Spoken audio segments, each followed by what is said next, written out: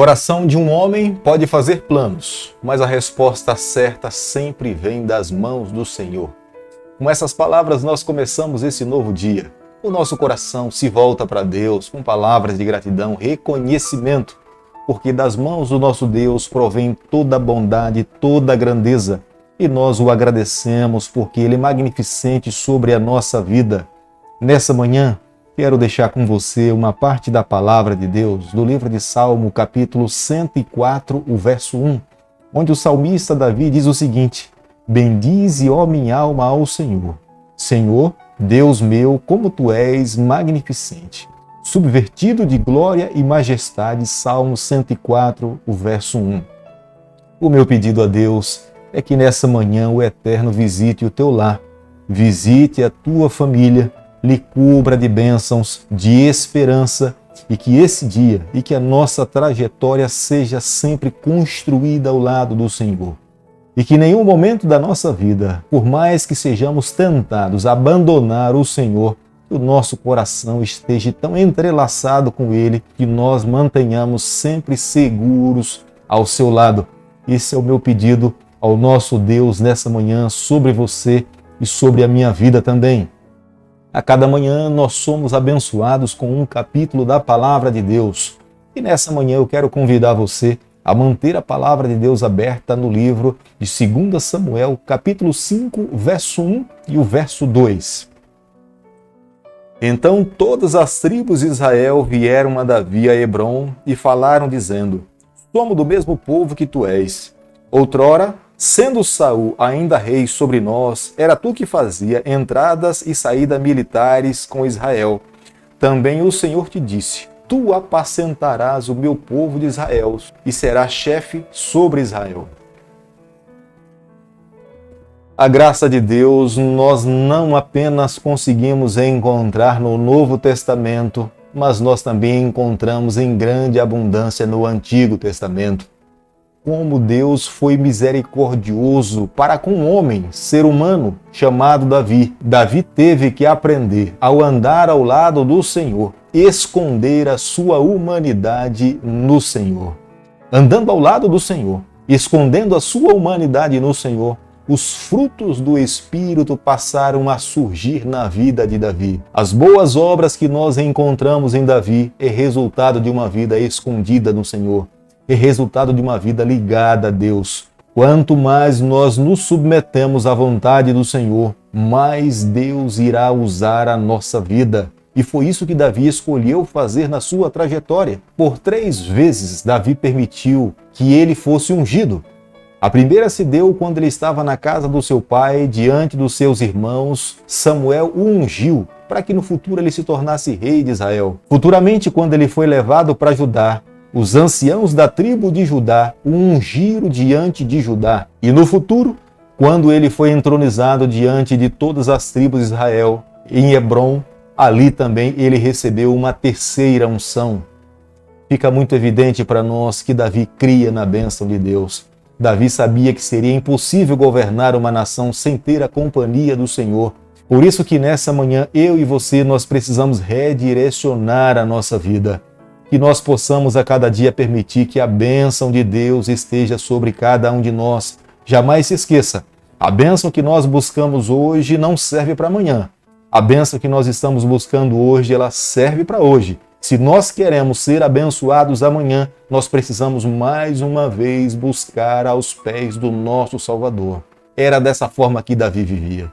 É no livro de Crônicas que nós encontramos mais detalhes no momento em que Davi foi entronizado lá em Hebrom sobre todas as tribos de Israel, porque houve muita festividade, houve muita alegria. Não foi apenas os anciãos que foram lá para ungí-lo e recebê-lo como sendo o rei da nação de Israel, mas cerca de 4.600 levitas estavam lá para louvar, engrandecer o nome do Senhor e se alegrar pelo rei que Deus tinha colocado sob as suas vidas. Os eventos que nós encontramos no livro de Samuel, eles não estão construídos de ordem cronológica. O autor do livro de Samuel, primeiramente, ele dá ênfase no crescimento interno, para que depois ele dê ênfase no crescimento externo da nação de Israel. No versículo 4 do capítulo que nós estamos estudando nessa manhã, A Bíblia nos informa que Davi reinou por 40 anos. 40 anos também Salomão, no futuro, depois de Davi, reinou sobre a nação de Israel.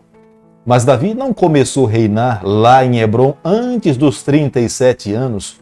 Durante todo esse período, Davi se manteve confiante no Senhor. Ele não permitiu que a sua ansiedade destruísse o seu relacionamento com o seu Deus. Pelo contrário, cada dia Davi acreditava e confiava que Deus estava construindo a sua história.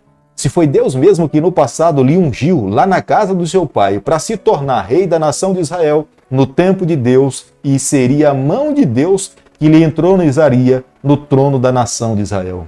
A partir do momento em que Davi foi entronizado como rei da nação de Israel, soberano sobre todas as tribos, Davi sentiu necessidade de morar num lugar mais seguro do que Hebrom. Jerusalém estava situada entre as tribos, a tribo de Judá e o lado norte das outras tribos. O versículo 6 do capítulo que nós estamos estudando nessa manhã, ao sentir a necessidade de morar num lugar seguro, onde desse melhores condições de poder liderar o povo do Senhor e fazer investidas contra os povos que estavam no território de Canaã, Davi vai em direção a Jerusalém contra os jebuseus. Os jebuseus se sentiu extremamente seguro dentro dos muros da cidade de Jerusalém.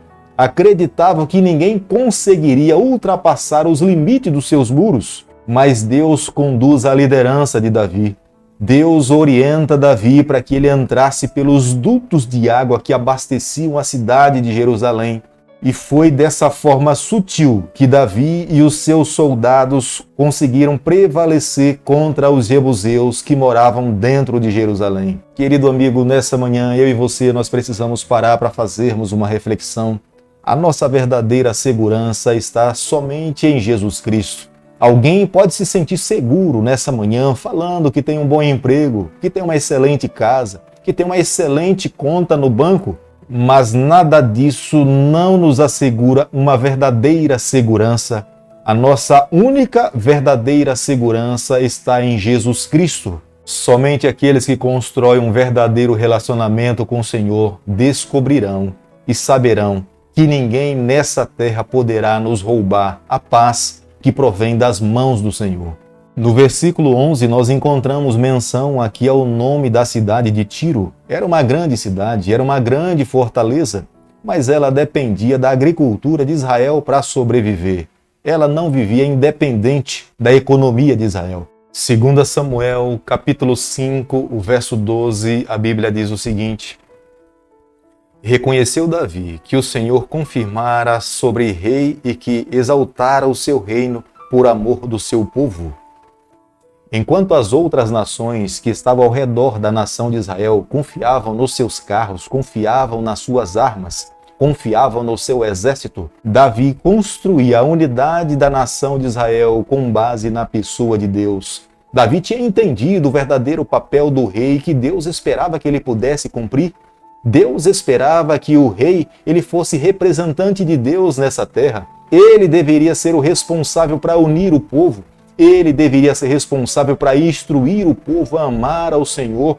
Ele deveria ser o responsável para ser o instrumento de Deus nessa terra, para ensinar as verdades ensinadas por Moisés, para que isso pudesse se tornar uma realidade. Quanto mais Deus abençoava a sua vida, Davi tinha que esconder a sua ambição na pessoa do Senhor. Ele escondia a sua humanidade em Cristo e permitia que os frutos do Espírito pudessem fluir através da sua vida. Eis a razão porque muitas vezes Davi toma decisões como Jesus Cristo no Novo Testamento agiu. Querido amigo, nessa manhã eu e você nós precisamos parar para fazermos uma reflexão. Onde é que eu e você nós temos escondido as nossas fraquezas? A nossa ambição? Se nós temos deixado que a nossa ambição conduza a nossa vida, nós iremos fracassar como Saul um dia fracassou. Mas se nós conseguimos administrar a nossa ambição e escondermos no Senhor, tenha certeza que a nossa vida será abençoada por Deus, como foi a vida de Davi. Quanto mais Davi dependia de Deus, mais as janelas dos céus estavam abertas para abençoar a sua vida. Quanto mais ele buscava viver uma vida de obediência, mais o céu se agradava das suas ações. Quanto mais ele se submetia à vontade do Senhor, mais Deus lhe tomava nos seus braços. Dos versos 13 aos versos 16 do capítulo que nós estamos estudando nessa manhã, Deus abençoava Davi de uma forma grandiosa e ele conseguia perceber isso através da quantidade de filhos que ele recebia do Senhor. No Antigo Oriente, quanto mais filhos era uma prova da bênção de Deus. Quanto menos filhos, era uma prova da maldição de Deus ou da ausência do Senhor. Por isso que o escritor bíblico, ele se responsabiliza em dizer de que a família de Davi crescia cada dia. Deus ampliava a sua família e era uma prova clara da bênção de Deus sobre a sua vida. 2 Samuel, capítulo 5, o verso 19, a Bíblia diz o seguinte: Davi consultou ao Senhor dizendo: Subirei contra os filisteus? Entregar-me-ás nas mãos? Respondeu-lhe o Senhor: Sobe, porque certamente entregarei os filisteus nas tuas mãos.